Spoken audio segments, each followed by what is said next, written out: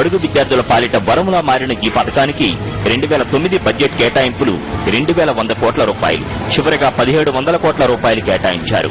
YS మరణం తర్వాత ఈ పథకానికి గ్రహణం పట్టింది. బకాయిలు కొండంత పేరుకుపోతుండగా కేటాయింపులు మాత్రం గోరంతా అన్నట్టుగా సాగుతోంది కాంగ్రెస్ సర్కారు తీరు. పాత బకాయిలన్నీ క్లియర్ చేస్తామన్న ప్రభుత్వం విధుల్చుతోంది మాత్రం అంతంత మాత్రమే. పేద మధ్యతరగతి విద్యార్థుల కొరకు ప్రవేశపెట్టినటువంటి ఫీజు రీఎంబర్స్మెంట్ యొక్క పథకాన్ని ఈ రోజు యొక్క పూర్తి స్థాయిలో కూడా ఎత్తివేయడం కొరకు అనేకమైనటువంటి ఆంక్షలు పెడుతూ ఈ రోజు కౌన్సిలింగ్ దాకా వెళ్లేటటువంటి స్టూడెంట్స్ కూడా ఫీజు రియంబర్స్మెంట్ వస్తుందా రాదనేటువంటి అపనమ్మకాన్ని కలిగించిన ప్రభుత్వం ఏదో ఈ రోజు ఈ రాష్ట్రంలో కొనసాగుతున్నది. ఈ కిరణ్ కుమార్ రెడ్డి కేవలం రియంబర్స్మెంట్ ఇస్తున్నామని చెప్పేసి ఈ రోజు వేలాది రూపాయలు, ఈ రోజు కోట్లాది రూపాయలు ఈ రోజు విద్యార్థులు రావాల్సి ఉండగా ఈ రోజు దాదాపుగా 8,000 కోట్ల రూపాయలు ఇవ్వాల్సినటువంటి యొక్క ఫీజు రియంబర్స్ యొక్క పథకానికి కూడా తూట్లు పొచ్చేటటువంటి ప్రయత్నం ఈ యొక్క ప్రభుత్వం కొనసాగిస్తున్నది. అదేవిధంగా గతంలో ఉన్నటువంటి డాక్టర్ వైఎస్ రాజశేఖర రెడ్డి గారు ప్రవేశపెట్టినటువంటి పథకము ఈ పేద మధ్యతరగతి విద్యార్థులకి పూర్తి స్థాయిలో కింద స్థాయి వరకు కూడా అందే విధంగా చూడాల్సిన బాధ్యత కూడా ఈ ప్రభుత్వం అని చెప్పేసి ఈ రోజు విద్యార్థి నాయకులుగా మేము కోరుతున్నాం. అదేవిధంగా ఈ రోజు ఆర్టీఎఫ్ గానీ ఫీజు రియంబర్స్మెంట్ గానీ ఈ రోజు పూర్తి స్థాయిలో కూడా ఈ రోజుకి కూడా మరి టెక్నికల్ స్టూడెంట్స్ విద్యార్థులకు కూడా అందకపోవడం అనే శోచర్యం. మరి వెంటనే ఫీజు రియంబర్స్మెంట్ పథకాన్ని కొనసాగిస్తూనే ఆ ఆంక్షలను ఎత్తివేసి మరి విద్యార్థులకు రావాల్సినట్టుగా పేద మధ్యతరగతి విద్యార్థులు రావాల్సిన ఫీజు రియంబర్స్మెంట్ విడుదల చేయాలని చెప్పేసి డిమాండ్ చేస్తున్నాం. రాష్ట్ర ఆర్థిక పరిస్థితిని బూచీగా చూపి ఈ 1000 కోట్ల భారం తమ వల్ల కాదంటూ మధ్యలోనే చేతులెత్తేసే దిశగా కాంగ్రెస్ ప్రభుత్వం అడుగులు వేస్తోంది. ఈ రోజు ఇంజనీరింగ్ చదువుతున్న విద్యార్థులు కానీ, డిగ్రీ ఇంటర్మీడియట్ చదువుతున్న విద్యార్థులు కానీ ఈ రోజు స్కాలర్షిప్ ఫీజు రియంబర్స్మెంట్ వస్తుందనే విద్యార్థులతో ఈ రోజు అందరూ అడ్మిషన్ అయ్యే పరిస్థితి మాత్రం ఉంది. ఈ రోజు ఫీజు రియంబర్స్మెంట్ రాక విద్యార్థులు ఈ రోజు కాలేజ్ బయట ఈ రోజు కళాశాల యజమాని ఉంచే పరిస్థితి మాత్రం ఏర్పడతా ఉంది. పరీక్షలకు సిద్దం కావాల్సిన విద్యార్థులు సర్కారు ఫీజులు విదల్చకపోవడంతో అగ్ని పరీక్షను ఎదుర్కొంటున్నారు. విద్యార్థులు, కళాశాలల యాజమాన్యాలు వీధుల్లోకి వచ్చి పోరాటాలు చేస్తే కానీ ప్రభుత్వానికి కనికరం రాలేదు. ప్రభుత్వ నిర్వాకం వల్ల వరలక్ష్మి అనే చదువుల తల్లి తన భవిష్యత్తుపై భరోసా లేదనే భయంతో ఆత్మహత్య చేసుకునే పరిస్థితి కల్పించింది కాంగ్రెస్ ప్రభుత్వం. ఇంతకీ ఫీజుల పథకాన్ని కొనసాగిస్తారా లేక సమాధి చేస్తారా? ఎన్నో ఆశలతో కళాశాలల్లో చేరిన విద్యార్థుల్లో నెలకొన్న ఆందోళన ఇది. తమ పిల్లల భవిష్యత్తుపై తల్లిదండ్రులు తల్లాడిపోతున్నా సర్కారులో మాత్రం చలనం లేదు. మహానేత పథకాలకు పాతరేయడమే పనిగా పెట్టుకున్న పాలకుల తీరు మారడం లేదు.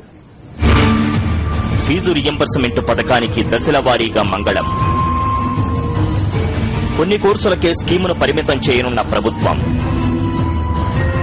చెల్లింపుకు నోచుకొని 4,000 కోట్ల రూపాయల బకాయిలు. విద్యార్థుల నుంచి ఫీజులు తీసుకునేందుకు సిద్దమైన కాలేజీలు. ఆందోళనకు సిద్దమవుతున్న విద్యార్థి సంఘాలు. కిరణ్ సర్కారుపై మండిపడుతున్న బీసీ సంఘాలు. వాస్తవానికి మన రాష్ట్ర బడ్జెట్లో ఫీజు రియంబర్స్మెంట్ నిధుల వాటా 3%. తరతరాలుగా అణిచివేతకు గురై పేదరికం పాపాలకు బలైన బడుగుల పిల్లలకు పెద్ద చదువులపై భరోసా కల్పించే బాధ్యతను భుజాన వేసుకున్న వైఎస్ దీన్ని దేశ భవిష్యత్తు నిర్మాణానికి ప్రభుత్వం పెడుతున్న పెట్టుబడిగా దీనిని భావించారు.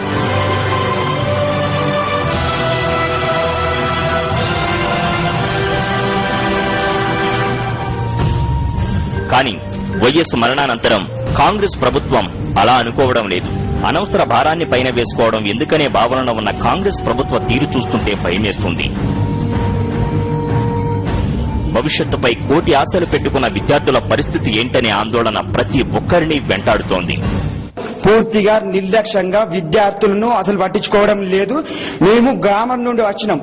ఇంతవరకు మాకు సరైన వసతులు గాని కాలేజీ యాజమాన్యాలు మమ్మల్ని తీవ్రంగా వేధిస్తున్నాయి. డబ్బులు కట్టుమని బాగా వేధిస్తున్నాయి. ఇటువంటి నిజమైన ప్రభుత్వం ఎందుకుందో కూడా మాకు అర్థం అవ్వట్లేదు. ఒక రాజకీయాలు వాళ్ళ స్వార్థం వాళ్ళే మేము ఒకరి కోసం ఒకరు మేము ముఖ్యమంత్రి కావాలంటే నేను ముఖ్యమంత్రి అని పోట్లాడుతూ తప్ప ప్రజలను గాని విద్యార్థులను గాని ఇంతవరకు పట్టించుకోవడం లేదు.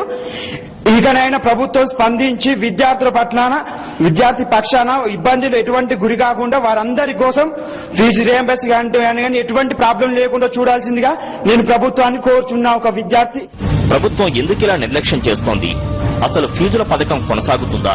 కాంగ్రెస్ ప్రభుత్వం అనుసరిస్తున్న ధోరణులు చూస్తుంటే ఈ పథకం అటకెక్కేలా ఉందని విద్యారంగానికి చెందిన పలువురు ఆందోళన చెందుతున్నారు. ఒక్కసారిగా రియంబర్స్మెంట్ పథకాన్ని తొలగిస్తే తీవ్ర వ్యతిరేకత వస్తుందనే ఆలోచనతో దశల వారీగా తిలోదకాలిచ్చే ప్రయత్నాలు జరుగుతున్నాయా అనే అనుమానాలు బలపడుతున్నాయి.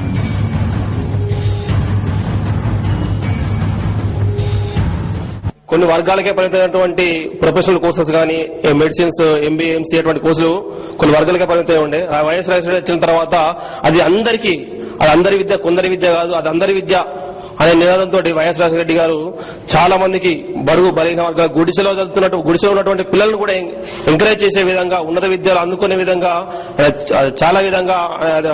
చాలా రకాలుగా ఫీ రియంబర్స్మెంట్ అని కొత్త పథకాలు తీసుకొచ్చేసి అది నేరుగా విద్యార్థులకు అందే విధంగా, విద్యార్థులు ఉన్నత వర్గంగా తీర్చిదిద్దే విధంగా చాలా ప్రయత్నం చేయడం జరిగింది.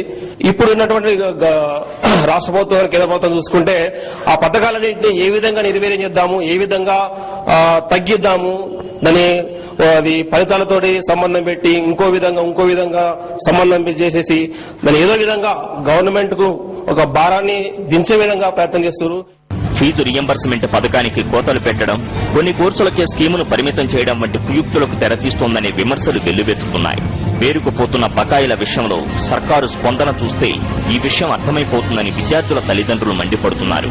ఫీజుల పథకంతో ధీమాగా కళాశాలల్లో అడుగుపెట్టిన విద్యార్థులు ఇప్పుడు వారి భవిష్యత్తు అంధకారంలోకి నెట్టేయడంతో ఆందోళన చెందుతున్నారు. విద్యార్థుల తల్లిదండ్రులైతే సర్కారు తీరుపై తీవ్ర అసంతృప్తి వ్యక్తం చేస్తూ శాపనార్థాలు పెడుతున్నారు.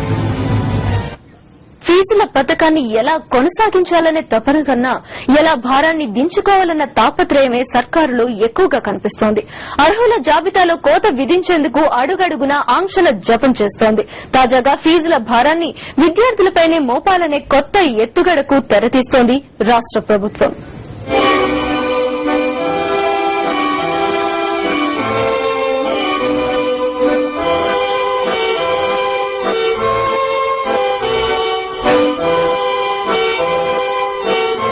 ఫీజు రియంబర్స్మెంట్ పథకంలో కీలక పరిణామం చోటు చేసుకోబోతోంది.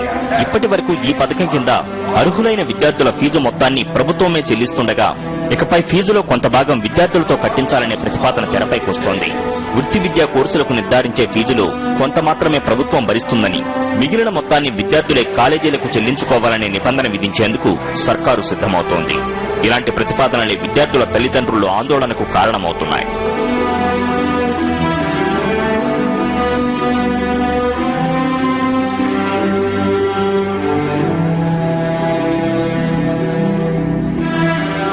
ఈ పథకంలో ఎక్కువ వేల కోట్ల రూపాయలు చెల్లించాల్సి వస్తుంది. అది రాష్ట్ర ప్రభుత్వానికి నష్టం వస్తుందని చెప్పేసి క్రమక్రమంగా కొత్త పద్ధతుల్లో తీసుకొచ్చి రేషన్ కార్డు అని చెప్పేసి, ఆధార్ కార్డు అని చెప్పేసి రకరకాల పద్ధతులతో ఈ రోజు ఆ ఫీజు రింబర్స్మెంట్ పథకాన్ని అడ్డుకొని ఎత్తివేసేందుకు సర్కారు ప్రయత్నం చేస్తా ఉంది. ఇది చాలా సిగ్గుచేటైనటువంటి విషయం. ఎందుకంటే ఇప్పటికే ఒకవైపు ఫీజు రింబర్స్మెంట్ ద్వారా ఉన్నత చదువులు చదువుకోవడానికి పేద వర్గాల విద్యార్థులకు కాస్త కోసం ఉపయోగపడతా ఉంది. మరి ఇలాంటి క్రమంలో ఈ ఫీజు రింబర్స్మెంట్ ని భారమైతుందని చెప్పేసి ఎత్తివేసేందుకు ప్రయత్నం చేస్తే మరి పేద విద్యార్థుల ఉన్నత చదువులకు దూరమయ్యే ప్రమాదం కనపడతా ఉంది స్పష్టంగా. వృత్తి విద్యా కోర్సుల ఫీజులు పెంచుకునేందుకు సుప్రీంకోర్టు అనుమతినిచ్చిన నేపథ్యంలో ఆయా కోర్సుల ఫీజులు భారీగా పెరిగే అవకాశం ఉంది.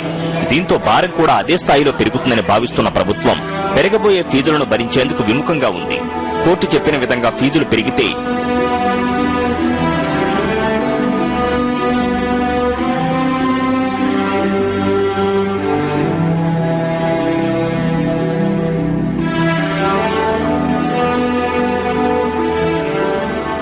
ఫీజు రియంబర్స్మెంట్ పథకం బడ్జెట్ 5,000 కోట్లకు మించిపోతుందని, అంత మొత్తాన్ని మోయలేమని భావిస్తున్న ప్రభుత్వం ప్రత్యామ్నాయ మార్గాలపై దృష్టి పెట్టింది.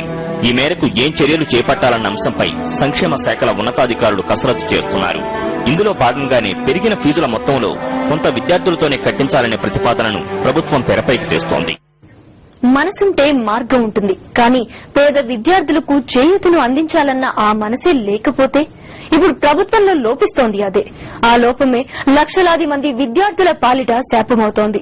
అందుకే మహానేత హయాంలో లబ్ది పొందిన ప్రతి గడప నోట ఒకే మాట, ఎవరిని కదిలించినా ఒకే నినాదం, అదే మరో ప్రజా ప్రస్థానం సాగాలి, మళ్లీ రాజన్న